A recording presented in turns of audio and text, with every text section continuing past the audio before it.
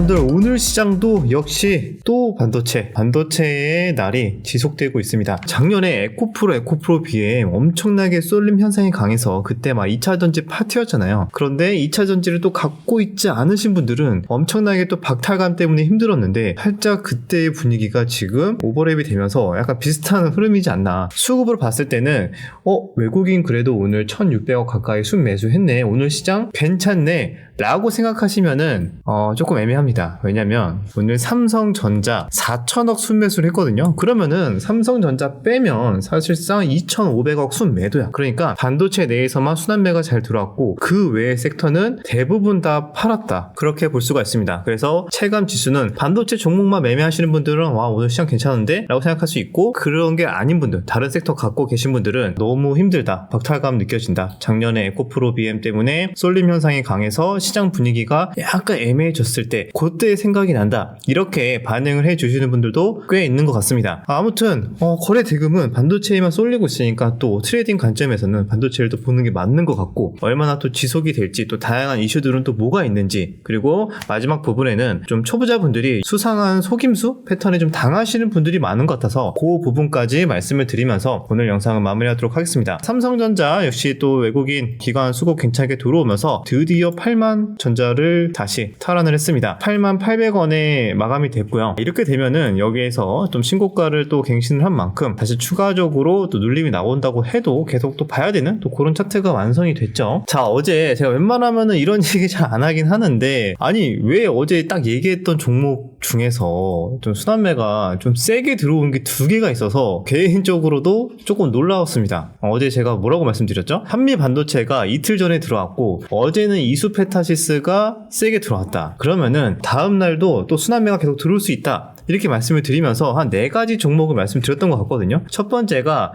가온칩스, 그 다음에 제주반도체, 하나마이크론, 그 다음에 리노공업, 이런 종목들을 말씀을 드렸거든요. 충분히 정고점이나 한번 또 순환매 관점으로 수급이 들어올 수 있겠다라고 생각했던 종목들인데, 그 중에서 리노공업은 그냥 약 강보합권이고, 하나마이크로는 한 3%, 그런데 이제 가온칩스 22%, 제주반도체 22%. 이거 뭐죠? 갑자기 하루 만에 너무 순환매 세게 들어오는 거 아닙니까? 제가 당연히 뭐 말해서가 아니라 많은 분들이 보고 있는 게 비슷하구나라는 걸 느꼈습니다. 최근에 한미반도체 이수페타 들어왔으니까 다음 타자는 누구일까? 우리 과거에 반도체에서 대장주의 역할을 했던 종목들이 무엇이 있을까? 대부분의 이렇게 시장 참여자들의 생각이 그쪽으로 시선이 쏠리고 있었다. 그래서 그런지 몰라도 오늘 살살 눈치 보다가 오전에 한미반도체가 또 고가 돌파를 하면서 12만원 돌파하면서 슈팅이 나와주니까 도저히 못 참겠다, 우리 못 갔던 또 종목들 뭐 있어? 라고 하면서 이제 가온칩스, 제주반도체 하면서 갑자기 쏠림이 강해지면서 20% 급등이 나오지 않았나 라고 생각이 듭니다. 그래서 지금은 반도체 쏠림 역대급이다. 이게 얼마나 지속될지는 사실 아무도 모릅니다. 이거를 막 예단하고 한미반도체 거품이다 뭐 말하시는 분들도 너무 많지만, 트레이딩 관점을 봤을 때는 계속 거래대금 터지는 쪽에서 변동성이 잘 나올 수도 있다. 또 반도체 내에서 또 오늘처럼 일부 순환매 나올 수도 있는 그런 가능성 계속 열어두고 당분간은 시장을 좀 봐야 되지 않을까 라고 생각이 듭니다. 하지만 단기적으로 이렇게 또 급등이 굉장히 또 많이 나왔잖아요. 어떻게 보면은 급등이 나온 만큼 당연히 조정이나 하락이 나올 수도 있어요. 자연스러운 현상이기 때문에 마음속 한 구석에서는 언제든지 또 차익 실현이 나와도 뭐 이상하지 않다. 오히려 그거를 트레이딩 관점으로 뭐 어떻게 활용을 해야 될지 그렇게 생각을 해야지, 무조건 뭐 반도체 뭐 계속 갈 거야 막 이런 식으로만 생각한다기보다는 유연하게 대응을 하는 게 중요한 시점이다, 이렇게 보고 있습니다. 자, 그래서 반도체를 제외한 대부분의 섹터는 소외받고 있고 매매하기가 되게 좀 어렵다, 이렇게 볼 수가 있습니다. 그나마 어제에 이어서 뭐 하이브 조금 강세를 보여줬고, 그 다음에 변압기 쪽에서도 재룡전기 같은 종목들은 또 반응이 잘 나와줬다. 바이오에서는 알테오젠 정도? 그 외에는 바이오들도 조금은 반도체 쏠림이 심하니까 수급이 빠져나가는 것 같아요. 왜냐면은 다음 주에 이제 또 아마케도 시작이 되니까 아직 시간이 일주일 정도 남긴 했거든요. 그런데 너무 분위기가 쏠림이 강하다 보니까 뭐 이참에 좀 차익 실현도 하고 강한 쪽으로 가서 놀자, 이런 심리가 강한지 몰라도 바이오 쪽이나 뭐 로봇이나 기타 2차 전지 종목들까지 대부분 차익 실현 흐름이 나오면서 계단식 하락, 반도체 외에는 계단식 하락이 나와주고 있는 게 오늘 시장의 특징이었습니다. 그 외에도 몇 가지 이슈가 있어요. 있었어요. 옐런이 태양광 분야에서 이제 중국 압박 메시지를 내보냈습니다. 그래서 오늘 간밤에 미국장에서 태양광 관련주들이 한 9%, 10% 이렇게 올랐거든요. 그래서 오늘 조금 태양광 관련주도 움직일 수도 있겠다 싶었는데 역시나 그 중에서 소형주인 SDN은 상한가를 갔고요. 하나 솔루션 이런 종목들은 이제 갭 뜨고 8%까지 올랐다가 하락, 차익 실현 나왔고, 그다음에 HD 현대 에너지 솔루션 같은 종목도 슈팅 나왔다가 쭉 빠졌어요. 아무래도 중국을 압박을 하면은 우리나라도 조금 수혜 받는 거 아니야? 이렇게 생각할 수 있어서 일시적으로 움직인 것 같은데, 이게 연속성이 있기에는 조금 애매한 부분이 있어서 거래 대금이나 여러 가지로 봤을 때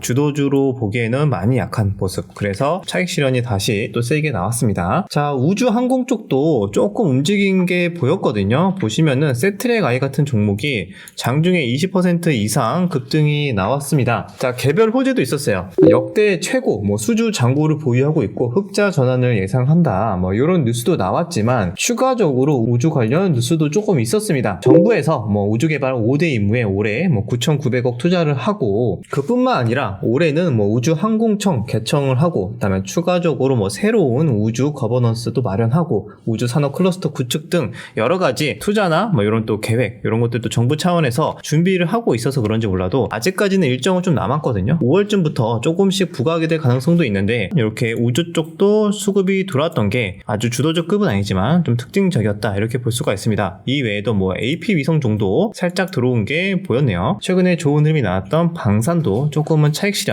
실현이 나오는 모습. 하나 에어로스페이스가 한 7%대 하락이 나왔고요. 자, 그리고 2차 전지 종목들도 마찬가지. 에코프로 BM 2, 3%대 하락이 나와주면서 2차 전지도 조금 쉬어가는 모습들이 좀 보여주고 있습니다. 자, 시장은 이 정도면 정리가 된 것 같고, 조금은 마음에 걸리는 부분이 하나 있는데, 그게 뭐냐? 바로 요거 환율. 자, 현재 환율이 1348원, 50원 왔다 갔다 하고 있거든요. 그래서 아니 왜 이렇게 슬금슬금 올라오고 있지? 이렇게 생각이 드는데, 웃긴 게 외국인 수급은 계속 들어오고 있어. 근데 환율은 올라가고 있어. 이게 뭔가 안 맞는 모습이거든요. 보통은 외국인 자금이 빠져나가면서 원화 약세를 일으키고 그러면서 환율이 보통 올라가는 게 일반적인데, 이번에는 삼성전자를 그렇게 쓸어 담고 있고 올해 들어서 투자가 굉장히 많이 국내 증시에 들어온 편인데 근데 환율은 올라가고 있다.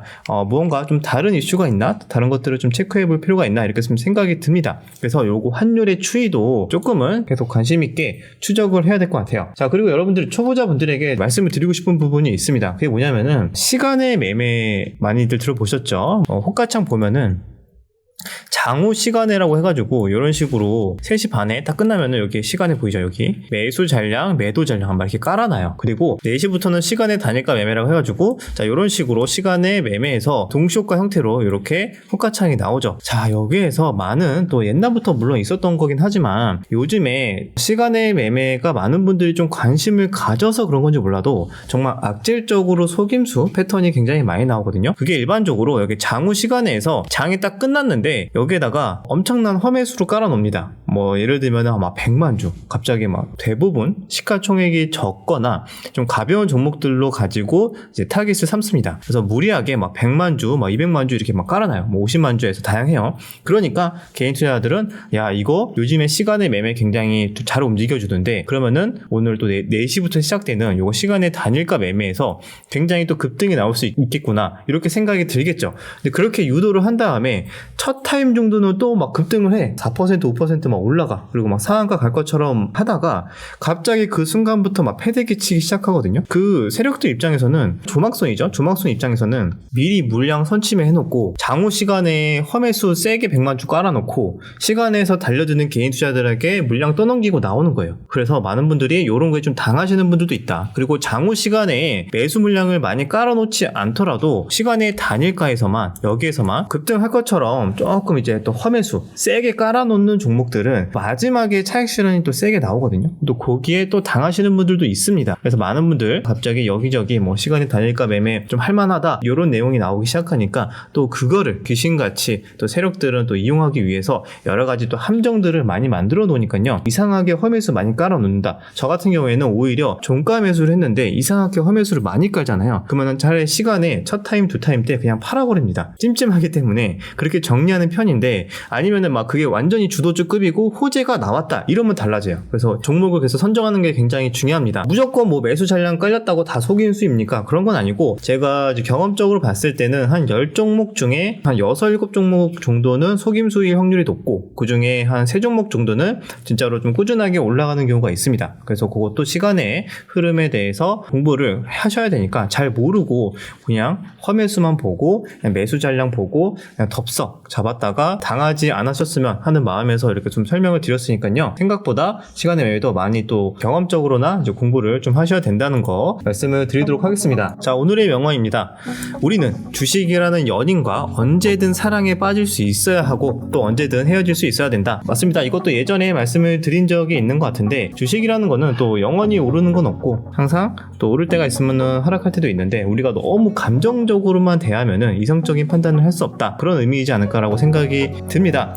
자, 그래서 지금 반도체를 많은 분들이 사랑에 빠졌는데 근데 아직 더 사랑하고 싶긴 한데 반도체 아직은 더 사랑해야 될 때가 아닌가. 지금 이렇게 좀 즐기고 있을 때 적당히 헤어져야겠다라는 신호를 좀 반도체에서 보내기 전까지는 조금 더 사랑을 해도 되지 않을까 이렇게 생각이 듭니다. 자, 여기까지 영상 마무리하고 또 내일 영상에서 뵙도록 하겠습니다.